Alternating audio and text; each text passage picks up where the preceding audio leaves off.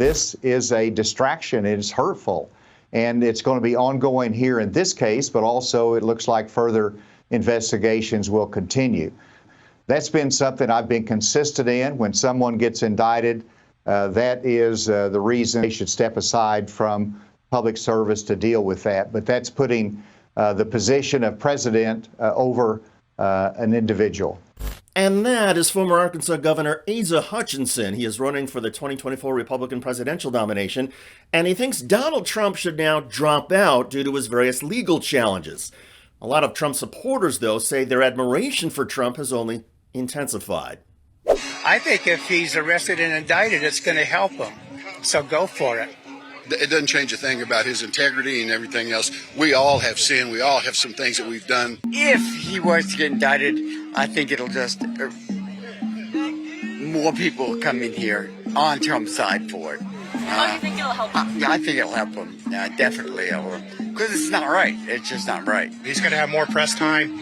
His face is going to be out there more often and all that. And Trump's a fighter. So he's going to make it through this. Those were Trump supporters at a rally he held recently in Waco, Texas. Down in Florida, hundreds of MAGA faithful lined the streets near Trump's Mar-a-Lago residence.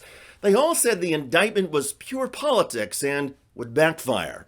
I was eating my dinner, and they said, that he was indicted. And I said, oh, that's so politics. It's so much political stuff.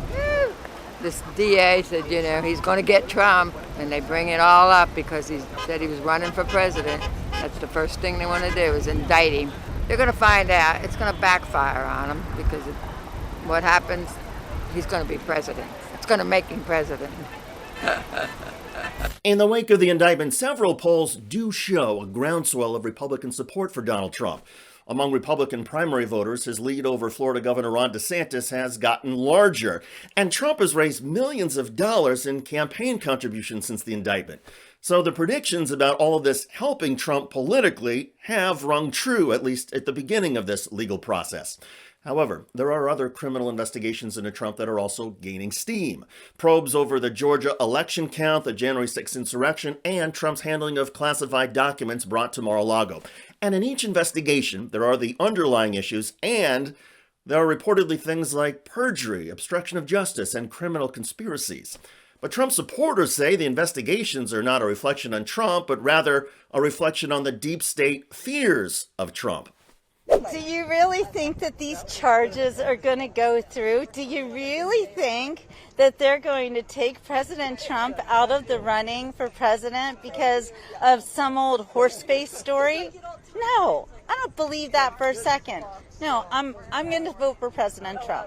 He is going to run, and nothing's going to stop him from doing that. In fact, what they're doing to him right now is only strengthening his base. To be fair, these interviews are not exactly a cross-section of America. The people showing up at Mar-a-Lago are mostly diehard Trump supporters, and of course they're going to support Donald Trump regardless of what legal challenges or charges he faces.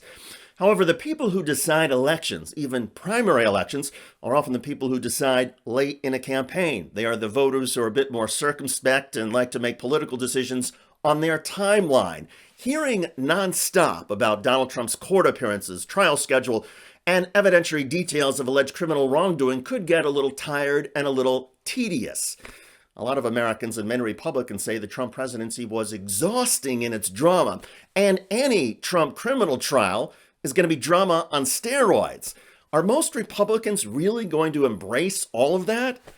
I'm not so sure. And while there will always be some Trump supporters to interview who will stand with the former president, it's not unreasonable to think there are other Trump supporters who want to move on and already have, as evidenced by the smaller crowd sizes for Trump than, say, the crowds a few years ago.